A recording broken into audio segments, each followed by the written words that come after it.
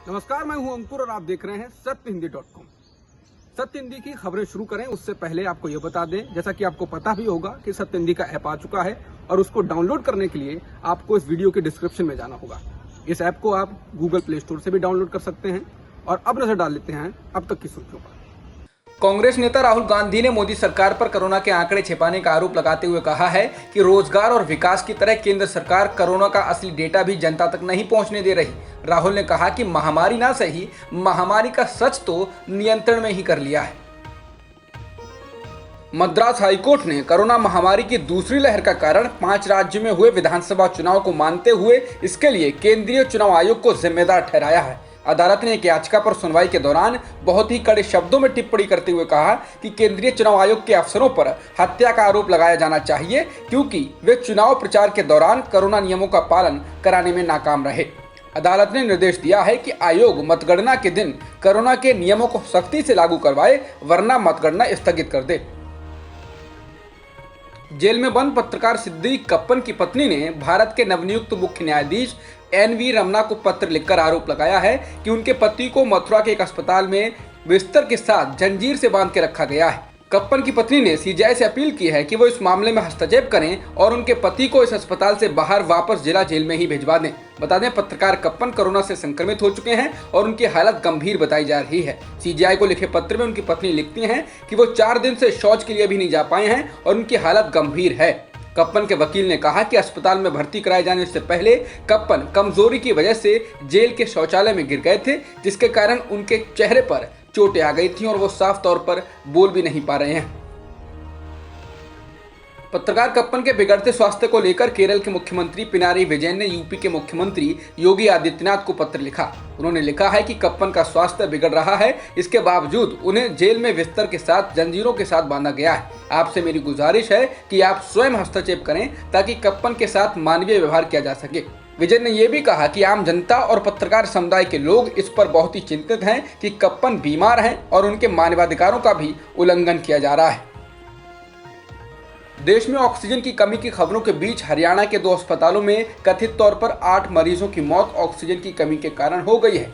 4 मरीजों की मौत रेवाड़ी के विराट अस्पताल में हुई है और बाकी के 4 मरीजों की मौत गुरुग्राम के कथूरिया अस्पताल में हुई है, जिसके बाद प्रशासन ने इस मामले में जांच के आदेश दे दिए हैं।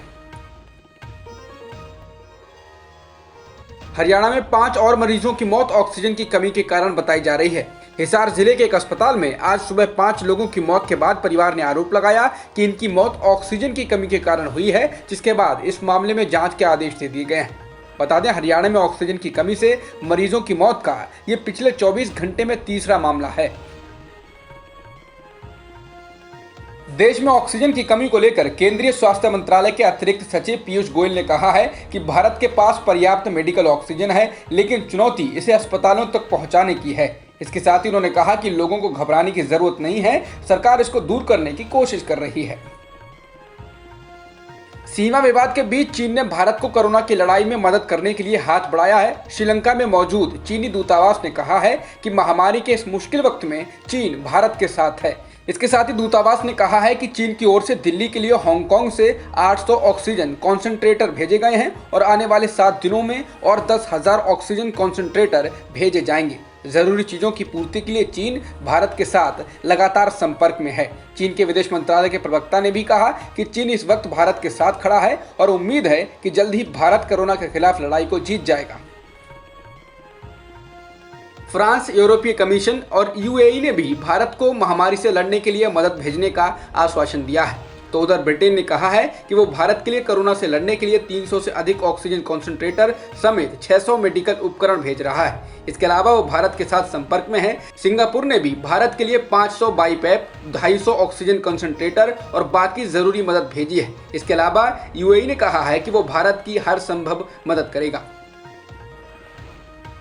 ऐसे समय जब कुछ राज्य सरकारों ने लॉकडाउन जैसे प्रतिबंध लगा दिए हैं और कुछ दूसरे ऐसा ही करने की सोच रहे हैं, केंद्र सरकार ने लॉकडाउन से जुड़े दिशा निर्देश जारी कर दिए हैं। केंद्र सरकार का कहना है कि जिन जगहों पर कोरोना पॉजिटिविटी रेट 10% या उससे ज्यादा है और अस्पतालों के 60% से ज्यादा बिस्तर भर चुके हैं, वहां इस तरह के प्रतिबंध लगाए जा सकते हैं।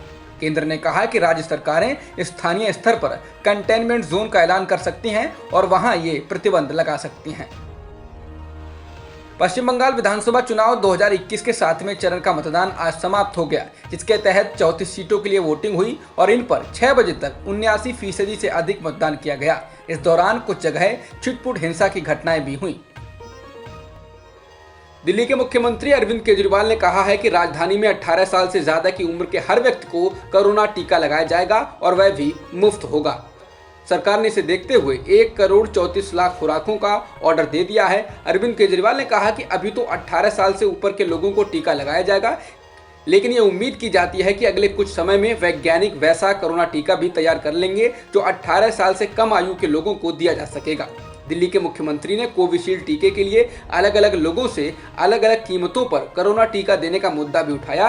उन्होंने कहा कि एक कंपनी केंद्र सरकार को 150 रुपए, राज्यों को 400 रुपए में देगी, एक दूसरी कंपनी राज्यों को 600 रुपए में वैक्सीन देगी। एक ही उत्पाद के लिए अलग अलग दाम नहीं होने चाहिए।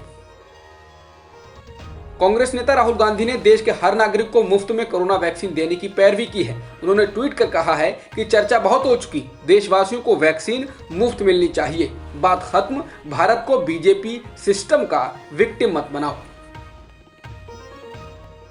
कर्नाटक में एक दिन में कोरोना के 34,000 नए मामले सामने आने के बाद राज्य सरकार ने 14 दिनों का कर्फ्यू लगाने का फैसला किया है। ये मंगलवार रात से लागू होगा।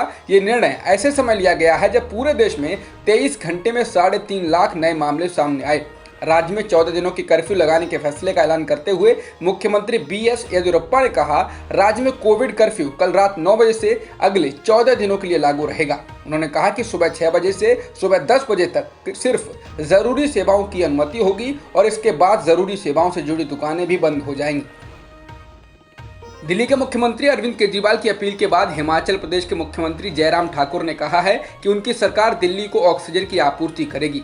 उन्होंने ट्वीट कर कहा है कि दिल्ली के मुख्यमंत्री अरविंद केजरीवाल जी के आग्रह पर हमारी सरकार दिल्ली को ऑक्सीजन की आपातकालीन आपूर्ति करेगी। कोविड-19 महामारी के कारण राष्ट्रीय राजधानी दिल्ली में ऑक्सीजन का भारी संकट चल रहा है, जो कि चिंताजनक है।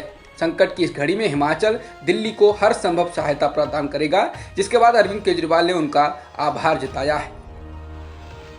भारत में कोरोना की भयावह स्थिति को देखकर ऑस्ट्रेलियन क्रिकेटर पैट कमिंस ने पीएम केयर्स फंड में $50,000 देने का ऐलान किया। बता दें, पैट कमिंस इस समय भारत में खेले जा रहे IPL में कोलकाता नाइट राइडर्स की ओर से खेल रहे हैं। दिल्ली कैपिटल्स के स्पिनर रविचंद्रन अश्विन मौजूदा IPL सीजन से वापस लौटने का ऐलान कर चुके हैं। उन्होंने कहा है कि उनका परिवार कोरोना महामारी से लड़ रहा है। ऐसे समय में वो अपने परिवार को सपोर्ट करना चाहते हैं। अश्विन ने ट्वीट करते हुए लिखा, मैं इस साल के IPL से कल से ब्रेक लेना चाहता हूं। मेरा परिवार कोरोना के खिलाफ लड़ाई लड़ रहा है और मैं इस कठिन समय के दौरान उनका सपोर्ट करना चाहता हूं। अगर चीजें सही दिशा में जाती हैं तो मैं खेलने के लिए लौटने की उम्मीद करता हूं। धन्यवाद दिल्ली कैपिटल्स। अब तक की खबरों में इतना ही।